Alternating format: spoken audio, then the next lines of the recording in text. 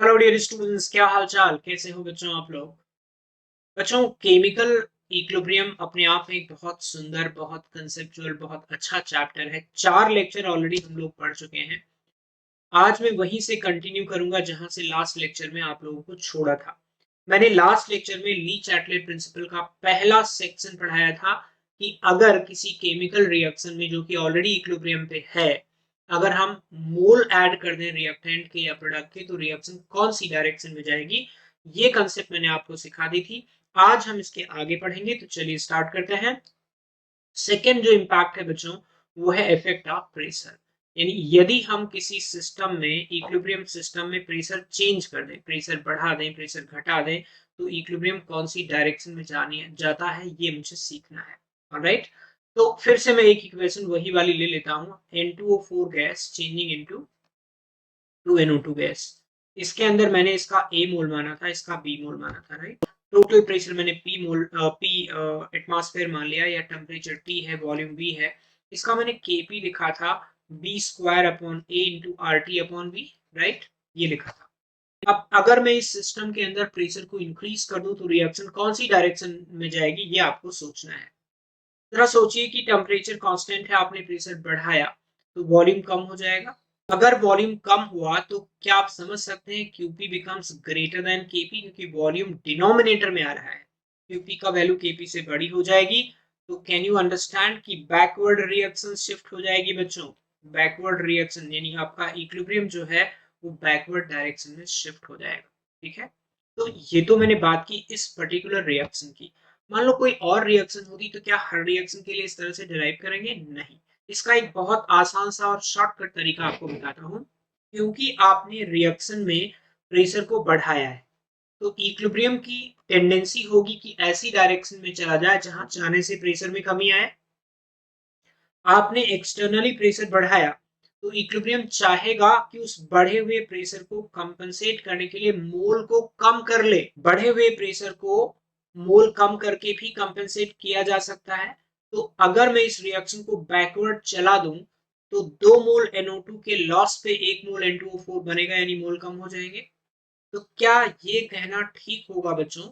In general gaseous reaction में pressure बढ़ाने पर इक्विलिब्रियम ऐसी डायरेक्शन में शिफ्ट हो जाता है जिधर जाने से नंबर ऑफ मोल्स कम होते हैं। ऑलराइट, जिधर जाने से नंबर ऑफ मोल्स कम होते हैं। ये बड़ी शानदार चीज है, आसानी से समझ सकते हैं हर एक केस में। तो ऑन इंक्रीजिंग प्रेशर, प्रेशर बढ़ाने पर, on increasing pressure equilibrium will shift in a direction, will shift in a direction where number of moles decreases, where number of moles decreases, मोल कम होंगे, और लाइट डिक्रीजेस। तो कम मोल की तरफ reaction हमेशा proceed करेगी। तो अगर मैं इसी रिएक्शन की बात करूं, तो अगर आप प्रेशर बढ़ाओगे तो बैकवर्ड रिएक्शन जाएगी, जो आपके सामने लिखी हुई रिएक्शन है बैकवर्ड रिएक्शन हो जाएगी, right. N2O4 changing into 2NO2 backward reaction हो जाएगी। ऐसे मान लीजिए बच्चों, मेरे पास ऐसी रिएक्शन होती N2 gas plus thrice H2 gas. यदि इस रिएक्शन में आपने प्रेशर बढ़ा दिया होता, तो आप चेक कर सकते हैं, यहाँ में राइट साइड में कम मोल है, लेफ्ट साइड में ज्यादा मोल है। यहाँ 3 और 1 4 मोल है, और इधर 2 ही मोल है। तो जैसे ही आप प्रेशर बढ़ाओगे, इक्विलिब्रियम कम मोल की तरफ जाने की कोशिश करेगा, यानी फॉरवर्ड गया, राइट, फॉरवर्ड चला गया, forward reaction will take place. ठीक है, तो इन जनरल यही बात हमने आपको सिखाने की कोशिश की कि जहां पे मोल कम हो रहे होंगे उधर रिएक्शन प्रोसीड करेगी, उधर इक्विलिब्रियम शिफ्ट होगा। यदि आप प्रेशर बढ़ाते हो, और घटाने में उसका उल्टा हो जाएगा, राइट। अगर मान लीजिए मेरे पास ये रिएक्शन है H2 gas plus I2 gas changing into 2HI gas, 2HI gas. इस केस में क्या होगा? क्योंकि इधर भी गैस के 2 मोल है, इधर भी गैस के 2 मोल है, दोनों को आइडियल गैस मान के लेके चल रहा हूं, तो अब किसी भी तरफ जाने से मोल में कमी नहीं हो या बढ़ेगा नहीं। 2 मोल रिएक्ट करेगा तभी 2 मोल प्रोडक्ट बनेगा। अगर प्रोडक्ट से रिएक्टेंट की साइड में ले जाए तो भी 2 मोल प्रोडक्ट खत्म होगा, तभी 2 मोल रिएक्टेंट बनेगा। इसका मतलब ये हुआ कि जहां भी डेल्टा एन 0 होगा, यानी रिएक्टेंट और प्रोडक्ट की स्टोइशियोमेट्री बराबर होगी, स्पेशली गैसियस कंपोनेंट की स्टोइशियोमेट्री, उस केस में there is no effect of pressure, no effect of pressure, pressure का कोई भी फर्क नहीं पड़ने वाला है। Alright guys, I hope you understood. ठीक, अब जरा समझिए कि ये तो मैंने जो 3 केसेस लिए हैं, पहला केस ये लिया, दूसरा केस ले लिया, तीसरा केस ले लिया। मान लीजिए मेरे पास कोई ऐसा इक्विलिब्रियम है जो फिजिकल स्टेट में इक्विलिब्रियम एस्टेब्लिश करके रखा हुआ है। जैसे मान लीजिए हमारे पास H2O लिक्विड है, H2O वेपर में, गैस में जा रहा है। अब यहाँ पे मोल के बात तो हम नहीं कर सकते। अब मुझे बताएंगे कि इस केस में हम क्या करें, अगर प्रेशर बढ़ाएंगे तो फॉरवर्ड रिएक्शन होगी, बैकवर्ड रिएक्शन होगी, कहाँ जाएगा। बच्चों इस बात को समझने के लिए, फिजिकल इक्विलिब्रिया को समझने के लिए यहाँ पे मैं एक छोटा सा शॉर्टकट बता रहा हूं। In physical equilibria,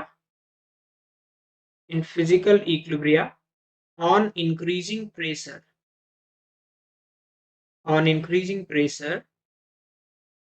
equilibrium will shift in a direction where volume decreases, volume decreases में आप ये भी बोल सकते हैं, और डेंसिटी इंक्रीजेस, डेंसिटी बढ़ती है या वॉल्यूम घटता है, उस साइड में रिएक्शन का इक्विलिब्रियम शिफ्ट होता है। ओके गाइस, मतलब ये हुआ कि अब यूं समझिए कि प्रेशर आपने बढ़ाया है, अब बढ़े हुए प्रेशर को वॉल्यूम कम करके भी तो कंपनसेट कर सकते हैं ना। एग्जैक्टली यही येलो कलर में जो लाइन लिखी हुई है यही मीनिंग देती है कि यदि आप फिजिकल इक्विलिब्रियम में प्रेशर बढ़ाओगे तो वो जो कंपोनेंट है, जो सब्सटेंस है, वो अपने वॉल्यूम को कम करने की कोशिश करेगा ताकि बढ़े हुए प्रेशर का इंपैक्ट ना पड़े। तो एग्जैक्टली वही बात है। तो जरा बताइए इस केस में अगर हम प्रेशर बढ़ाएं तो किधर रिएक्शन होगी, बैकवर्ड रिएक्शन, क्योंकि जब गैस लिक्विड में कन्वर्ट होगा तो उस केस में कंडेंसेशन होने पर वॉल्यूम में कमी आई, तो वॉल्यूम में कमी आई मतलब ये रिएक्शन बैकवर्ड शिफ्ट हो गई। क्लियर। इसी तरह से मान लो मेरे पास H2O, अच्छा यहाँ पे एक चीज और मैं मिस कर गया, यहीं पे बता दूं, इसका एक बहुत इंपॉर्टेंट एप्लीकेशन है। जब आपने प्रेशर बढ़ाया और लिक्विड का वेपर में जाने का टेंडेंसी कम हो गया, इसका मतलब अब आपको ज्यादा हीट देनी पड़ेगी लिक्विड को वेपर में कन्वर्ट करने के लिए, राइट। ज्यादा हीट देनी पड़ेगी, इसका मतलब ये हुआ ज्यादा टेम्परेचर पे बॉईल करेगा। तो क्या मैं कह सकता हूं कि बॉइलिंग पॉइंट बढ़ जाएगा। किसी भी लिक्विड का बॉइलिंग पॉइंट प्रेशर बढ़ाने पर बढ़ता है, शायद आप लोगों ने पहले भी कहीं पढ़ा हो, तो ये भी नोट डाल लीजिए यहाँ पे। On increasing pressure boiling point of a liquid, increases. Okay, किसी भी लिक्विड का बॉइलिंग पॉइंट बढ़ेगा। ठीक है बच्चों। ऐसे ही अगर मेरे पास मान लीजिए सॉलिड और लिक्विड इक्विलिब्रियम होता, लेट्स से पानी वाला केस ही ले लेता हूँ, H2O सॉलिड यानी आइस जो है वो H2O लिक्विड के साथ इक्विलिब्रियम पे है। अब यहाँ पे प्रेशर बढ़ाएं तो किधर जाएगा रिएक्शन, अगेन वॉल्यूम कम करने की साइड में जाएगा। क्या आपको पता है कि लिक्विड का वॉल्यूम सॉलिड से कम होता है इन केस ऑफ वाटर, केवल वाटर की केस की बात कर रहे हैं, बाकी केसेस में सॉलिड और लिक्विड में सॉलिड का वॉल्यूम कम होता है इन जनरल। लेकिन आपको पता है कि आइस ज्यादा वॉल्यूम घेरती है गिवन मास के corresponding as compare to liquid, इसीलिए तो आइस का डेंसिटी जो है वो कम होता है, आइस जो है वो पानी पे फ्लोट करता है। तो प्रेशर बढ़ाने पर ये रिएक्शन फॉरवर्ड चली जाएगी, फॉरवर्ड रिएक्शन हो जाएगी, क्योंकि फॉरवर्ड जाने से जब आइस टूट करके लिक्विड वाटर में कन्वर्ट करता है तो वॉल्यूम में कमी आती है। फॉरवर्ड रिएक्शन जाने का मतलब क्या हुआ बच्चों, कि सॉलिड का लिक्विड में कन्वर्ट होने का टेंडेंसी बढ़ गया, यानी मेल्टिंग की टेंडेंसी बढ़ गई। तो अब आपको कम हीट देनी पड़ेगी सॉलिड को मेल्ट करने के लिए, यानी मेल्टिंग पॉइंट कम हो गया, right. But only in case of water, अगर और कोई सॉलिड लिक्विड सिस्टम होता तो मेल्टिंग पॉइंट बढ़ता है। तो क्या मैं लिख सकता हूं, on increasing pressure,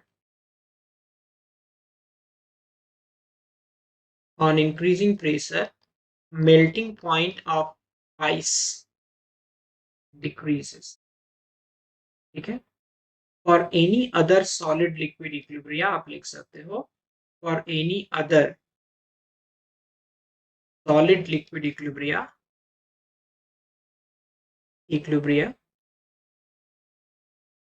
on increasing pressure, equilibrium कौन सी साइड में जाएगा, ऑन इंक्रीजिंग प्रेशर, इक्विलिब्रियम कौन सी साइड में जाएगा बच्चों, on increasing pressure equilibrium will shift to what, कौन सी साइड में, towards solid, towards solid, right, solid की तरफ जाएगा। और अगर सॉलिड की तरफ जाएगा इसका मतलब मेल्टिंग की टेंडेंसी घट गई, और मेल्टिंग की टेंडेंसी घट गई तो मेल्टिंग पॉइंट बढ़ जाएगा। अब आपको ज्यादा हीट देनी पड़ेगी किसी भी सॉलिड को मेल्ट करने के लिए, that means melting point increases. तो केवल वाटर का एक ऐसा केस है, H2O सॉलिड और H2O लिक्विड का ऐसा केस है जहां पे प्रेशर बढ़ाने पर मेल्टिंग पॉइंट घटता है। बाकी सभी केसेस में, लिक्विड सॉलिड केसेस में मेल्टिंग पॉइंट हमेशा प्रेशर बढ़ाने पर बढ़ जाता है। ऑलराइट गाइस, तो इसको ध्यान रखिएगा, बहुत खूबसूरत, बहुत इंपॉर्टेंट चीज है। एक और बड़ी इंपॉर्टेंट चीज आप लोग को बताता हूँ। जैसे मान लीजिए मेरे पास डायमंड और ग्रेफाइट का कॉम्बो है, carbon graphite changing into carbon diamond. क्या कहते हो, अगर मैं प्रेशर बढ़ाऊं तो कौन सी साइड में इक्विलिब्रियम जाएगा? आपको पता है कि ग्रेफाइट की डेंसिटी कम होती है, डायमंड की ज्यादा होती है। यदि मैं डेंसिटी ऑफ डायमंड की बात करूं, this is greater than density of graphite, right.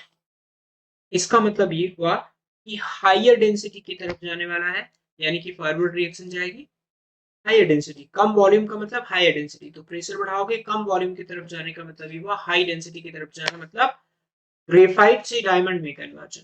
यानी on increasing pressure graphite will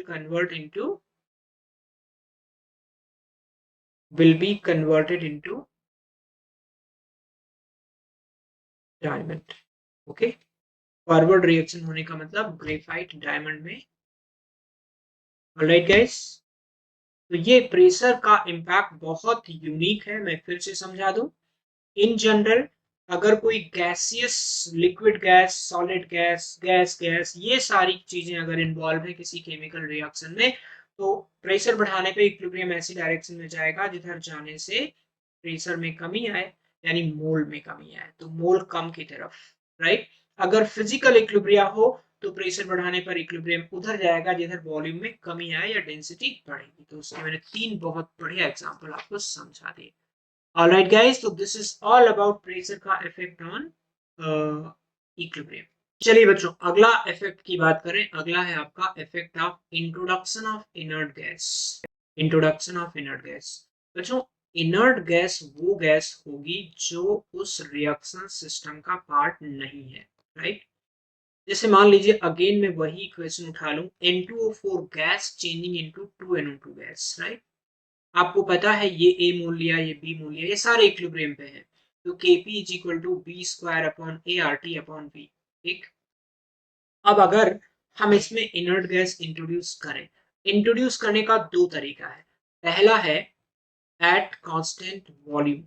अगर मैं कांस्टेंट वॉल्यूम पे इनर्ट गैस इंट्रोड्यूस कर दूं तो क्या होगा, जरा सोचिए।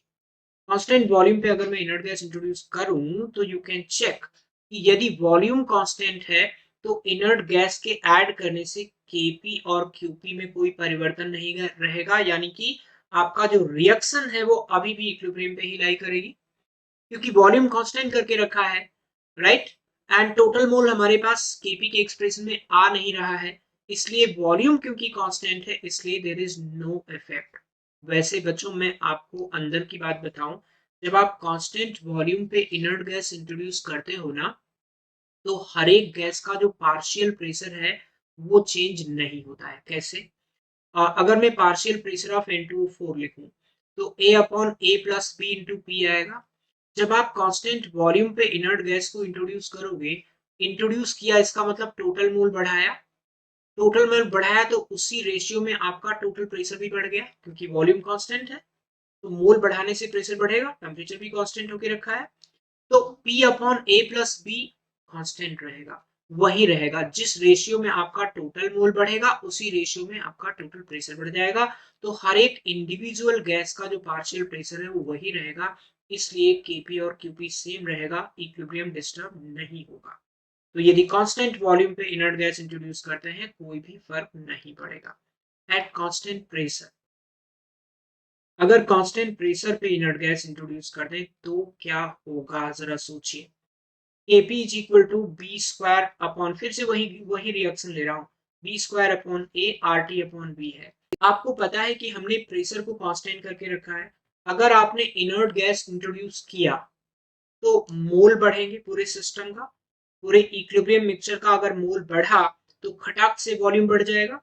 और अगर वॉल्यूम बढ़ गया तो ये जो Kp की जगह पे Qp आएगा वो छोटा हो जाएगा, Kp से छोटा हो जाएगा, यानी रिएक्शन किधर जाएगी बच्चों, रिएक्शन चली जाएगी फॉरवर्ड में। ये इस रिएक्शन की बात कर रहा हूं मैं, रिएक्शन चली जाएगी फॉरवर्ड में यानी मोल बढ़ाने की डायरेक्शन में। अगर मेरे पास जनरल कंसेप्ट लगाना हो किसी भी रिएक्शन के लिए तो बेसिक कंसेप्ट क्या आनी चाहिए, आपने इनर्ट गैस डाला है कांस्टेंट प्रेशर पे तो मोल बढ़े जिसकी वजह से वॉल्यूम बढ़ा, इनडायरेक्टली कह लो कि वॉल्यूम बढ़ा दिया। बढ़े हुए वॉल्यूम को कंपनसेट करने के लिए रिएक्शन ऐसी दिशा में जाएगी जिधर जाने से मोल बढ़े। वॉल्यूम, बढ़े हुए वॉल्यूम को कंपनसेट हम कर सकते हैं मोल बढ़ा के, ताकि मोल बाय वॉल्यूम कांस्टेंट हो जाए, राइट। फिर से बता देता हूं, यदि आपने कांस्टेंट प्रेशर पे इनर्ट गैस को इंट्रोड्यूस किया तो वॉल्यूम बढ़ेगा, उस बढ़े हुए वॉल्यूम को कंपनसेट करने के लिए रिएक्शन को मोल बढ़ाना होगा, यानी बढ़े हुए मोल की तरफ रिएक्शन जाएगी। क्लियर। तो eight constant pressure equilibrium will shift in a direction where number of moles increases, right, increases। Simple सी कंसेप्ट है बच्चों कि जब भी आप कांस्टेंट प्रेशर पे इनर्ट गैस को इंट्रोड्यूस करोगे तो रिएक्शन ऐसी डायरेक्शन में जाएगी जिधर जाने से नंबर ऑफ मोल्स बढ़ रहे हो।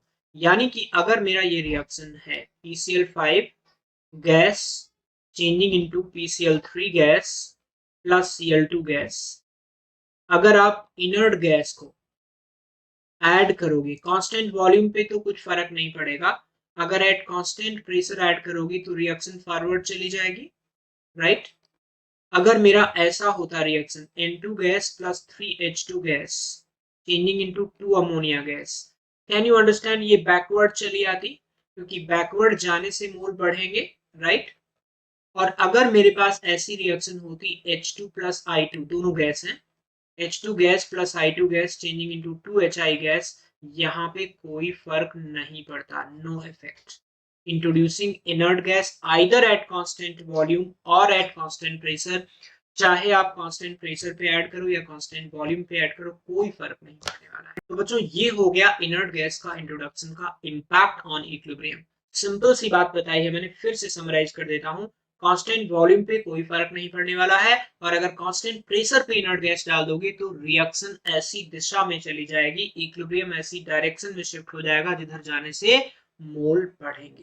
That's it. ओके गाइस, चलिए अब हम पढ़ते हैं आखिरी effect, number 4, effect of temperature. Effect of temperature, यहाँ पे बच्चों हमें नेचर ऑफ रिएक्शन चेक करना होता है कि एक्सोथर्मिक है या एंडोथर्मिक है। पार्ट 1, यदि एंडोथर्मिक रिएक्शन है तो क्या होगा। अगर एंडोथर्मिक रिएक्शन है यानी कि आपका रिएक्टेंट, इसमें आपने हीट ऐड कर दिया और प्रोडक्ट बन गया, ठीक। अगर आप इसमें टेम्परेचर बढ़ाओगे यानी हीट दोगे तो रिएक्शन की टेंडेंसी होगी ऐसी डायरेक्शन में जाने की जिधर जाने से वो हीट एब्जॉर्ब हो जाए, राइट।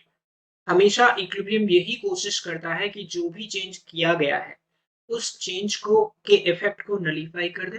तो आपने हीट दिया, आपको पता है कि रिएक्टेंट की एनर्जी कम है, प्रोडक्ट की एनर्जी ज्यादा है, तो जो हीट को यूटिलाइज करने की टेंडेंसी होगी, और हीट को यूटिलाइज करने के लिए कम एनर्जी का सब्सटेंस हाई एनर्जी के सब्सटेंस में बदलेगा, यानी रिएक्टेंट प्रोडक्ट में बदलेगा, तो टेम्परेचर बढ़ाने पर फॉरवर्ड रिएक्शन होगी। ओके, यानी एंडोथर्मिक रिएक्शन में टेम्परेचर बढ़ाने पर रिएक्शन का इक्विलिब्रियम फॉरवर्ड डायरेक्शन में शिफ्ट होगा, क्योंकि ऐसा करने से जो हीट आपने दी है टेम्परेचर के रूप में, टेम्परेचर बढ़ा के वो हीट यूटिलाइज हो जाएगी, कंज्यूम हो जाएगी और इक्विलिब्रियम अपने आप को प्रोटेक्ट करेगा।